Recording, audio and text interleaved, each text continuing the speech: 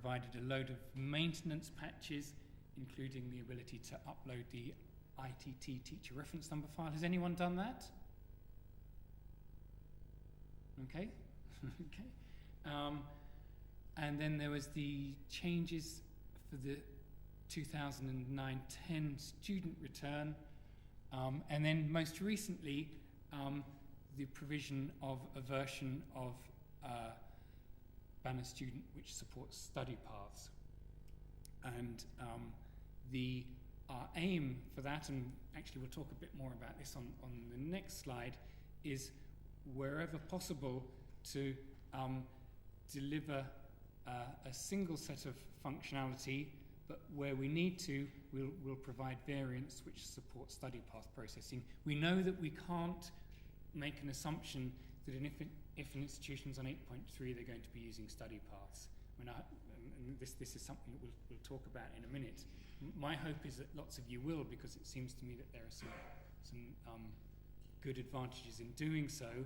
And we have got a presentation, well, you can see it on your schedule, I'm not sure where it is, from, I think it's Ed Hauser, about the study path development. So those are the things that have got us where we are with Banner HESA. And so I think the next thing is to think about, well, we are where we are, what's going to force us to change? And there may be more things than this, and if there are, such as the arrangements for nursing students, then I hope you'll tell me about them. But I think for this year, the HESA changes are relatively small. There's just a few changes to the business rules, maybe one or two new fields, and standing in front of you now, of course, I can't remember exactly what those are, but looking at it, it seemed to me modest changes.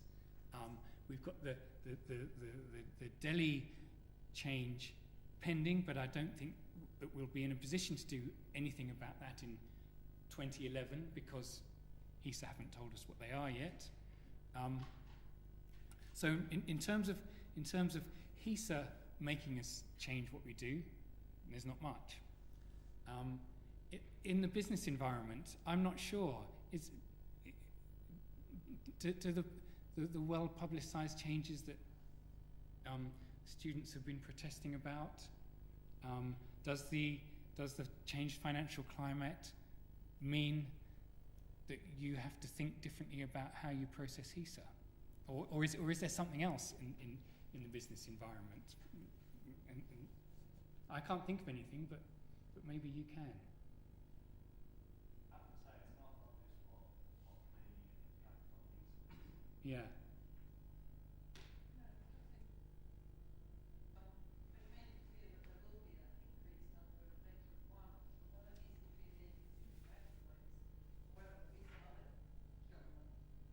Oh, don't.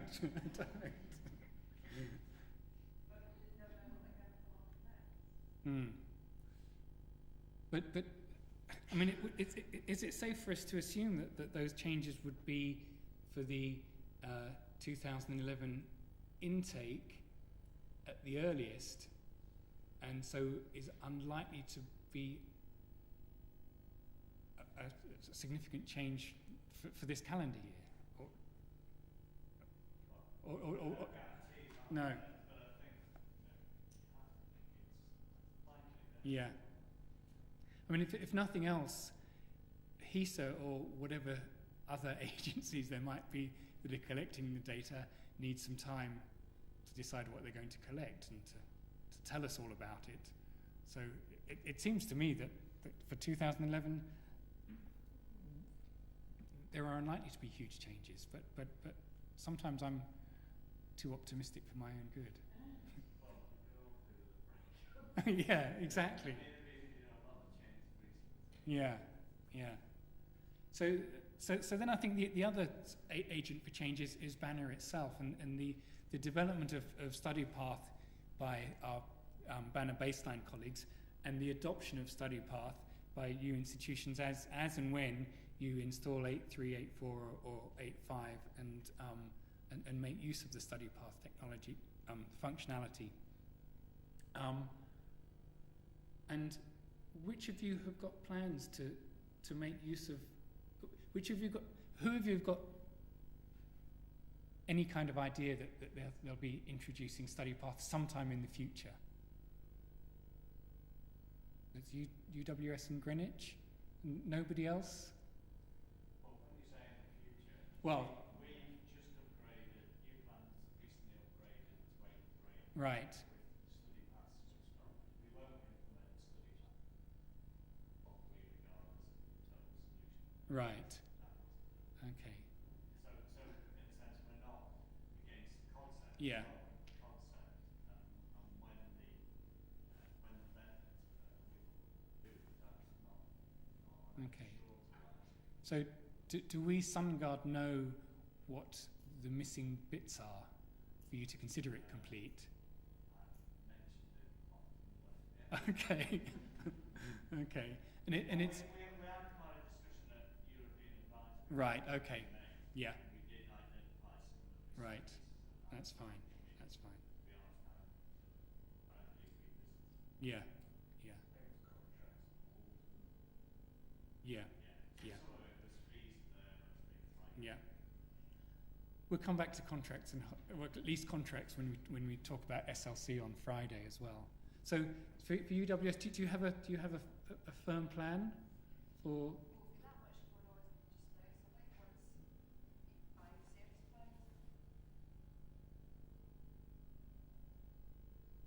Okay. Okay. Yeah. Okay. And Seb, do you have I'm sure you've told me this because we've talked about it enough, but I can't remember. Do you have a date in mind for switching study paths on? Easter. Okay. Okay. Now, what else is there that I haven't talked about that you think might mean that the changes are needed for Banner HESA that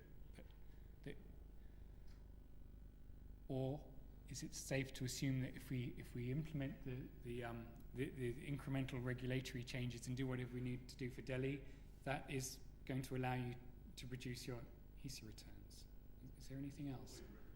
Started hearing about it's changing to do with the subject codes, the JAX codes. I'm afraid we're not changing not too distant future, which is already potentially going to have an impact for us, that we want to start using JAX 3 codes. Right. Probably towards the end of this year, on JAX 2 codes instead. I think JAX 3 has been mentioned as being used in the Delhi return, I think, in the new Delhi return.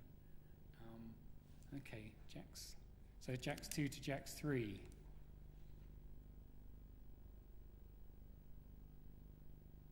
Okay. And what do you see as being the big issue? As I understand it at the moment, you can only use one framework. Right. Active and framework. Specify a date in which the new framework comes to paper.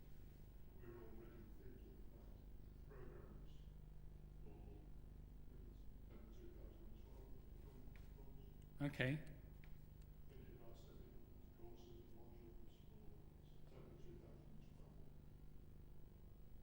The JAX framework will be introduced. Right. And is the JAX 3 framework, as far as you know, is there a mapping? To, I believe there is. yeah. So is I've only heard about right. Yeah. Yeah. Okay.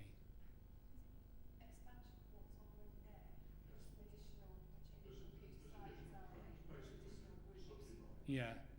So it's subdivisions. right. It's totally separate new groups. Yeah. Yeah. Yeah. Okay. But you, The one will be valid for right. 13 return. Sorry for the 12, 13 12-13 return. So okay. So you'll need something ready for your new intake of students to 2012. 2012. Of course, already we're setting up those programs. Yeah. Yeah. Start the process of Okay. applications. Yeah. Is the code longer? So is it No, it's the same structure. same. Basically, we'll take a general medicine code Right. Okay. specialist areas. Okay. Okay. I think Okay. the impression that the general code will no longer be valid. Right. Okay. Okay. Okay. Anything else? Okay. Well then, this obviously not based on what you've just told me, because I prepared this slide earlier. But this is the kind of way I see the Banner HESA development going in 2011. We will be undertaking dual maintenance in 2011. Do I say 2011? Yeah, perhaps that's 2011, 2011. It's the same thing, I guess. So we'll be continuing to support 8.2 as long as 8.2 is supported by baseline, and then our commitment is to then support the latest version in addition. So that will become 8.5. I'm proposing that we continue working the way we did last year, which I felt was successful, that we'd have a regular sort of fortnightly Wednesday afternoon meeting to discuss what we're doing in Banner for whatever we happen to be working on. So for at the moment, it's looking at the student reporting changes for 2010-11, and to give you an opportunity to feed back and to give your suggestions. So my question is, is that a valuable, is that a sensible way of doing it? Are the meetings too frequent? Steve? Sorry, can I just clarify what you mean there when you say dual maintenance? Yeah. We've upgraded to 8.3. Yeah. 8.3 was study paths switched on. Well, we'll continue to support, if you're using 8.3 and above, both study paths switched on and study paths switched off. Our development environments will be upgraded to 8.5, and so our development environment will be 8.2 and 8.5. What we will do is exactly the same as we've done with the 7.x versions, is we'll do our best to make sure that the 8.5 version doesn't have anything that makes it incompatible with 8.4 or 8.3, but we don't have the capacity to test our solutions on 8.2, 8.3, 8.4, 8.5 and any point releases in between. Well, I mean, testing in your environment is one thing, so there's design specifications. Yeah, yeah. So it's a matter of being aware to any potential. Yeah, I mean, typically what we'll do is we'll look at the 8.4 and the 8.5 release guides and see if new objects have been introduced and make sure we don't use them, and unless there's a compelling reason to do so, in which case then we'll have the discussion through those Wednesday meetings. As long as it's sufficiently in advance, we've got time. Yeah. But moving down the list a little bit, what's been incredibly valuable to us is to be able to undertake beta testing. So for Gillian and colleagues at Southampton, Seb and colleagues at Greenwich, there's no one here at Middlesex, but we've been to Leeds in the past to do beta testing.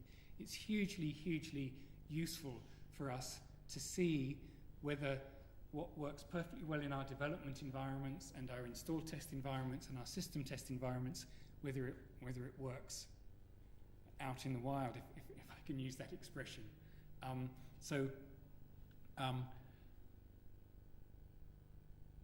It would be great to be able to have. We're limited by the number of sites that we can visit for beta testing, but if we can make sure that we have at least one 8.2 client, one 8.3 for the sake, or 8.4 and one 8.5 client, then that gives us a good way of ensuring or reducing the risk